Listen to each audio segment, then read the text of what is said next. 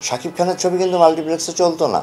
আমি একটা ছবি বানাচ্ছি সাহেব নাম, শরীফুল রাজকে নিয়ে, যেটা সামনের রোজার ঈদে আসবে। নায়িকা ইদিকা পাল।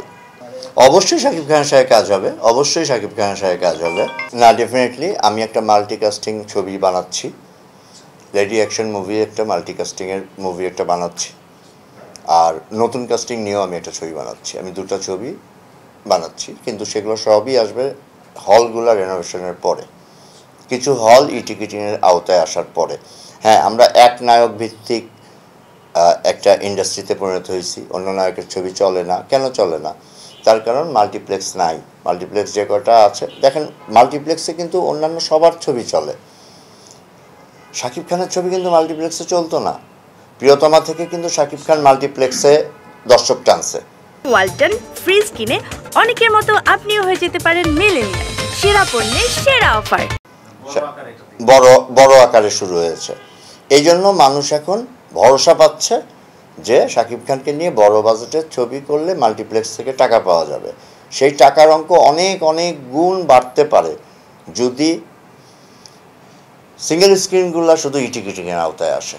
মাল্টিপ্লেক্স যেভাবে যে রেশিওতে টাকা দিচ্ছে, ডেফিনেটলি সেই রেশিও ঠিক না, সেই রেশিও বাড়তে হবে, অবশ্যই বাড়তে হবে। ইন্ডিয়াতে তো রেশিও অনেক হাই, কিন্তু এখানে তো মানে আসলে আমরা মাল্টিপ্লেক্স বলতে সিনেপ্লেক্সকে বুঝি, আর আছে বসুন্ধরা,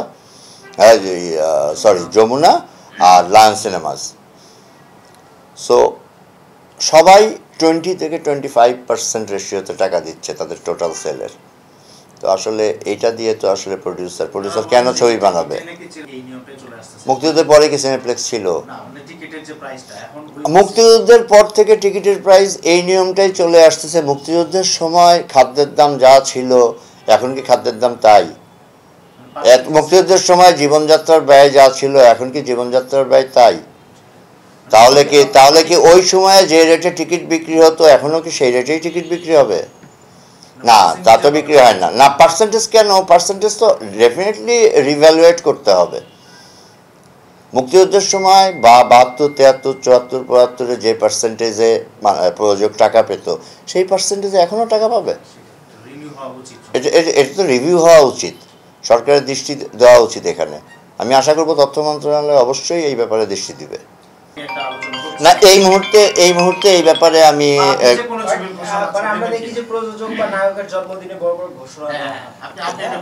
না, আমি প্রযোজকের জন্মদিনে ছবির ঘোষণা, আমি একটা ছবির ঘোষণা দিয়েছি। আমি একটা ছবি বানাচ্ছি সাহেব নাম, শরীফুল রাজকে নিয়ে,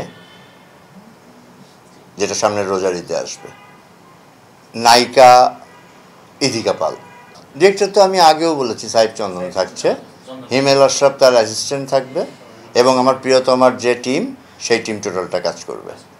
অবশ্যই শাকিব খানের সাথে কাজ হবে, অবশ্যই শাকিব খানের সাথে কাজ হবে।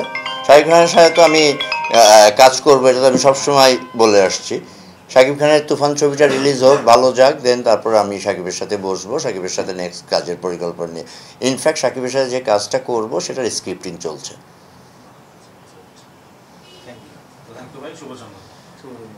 Thank you.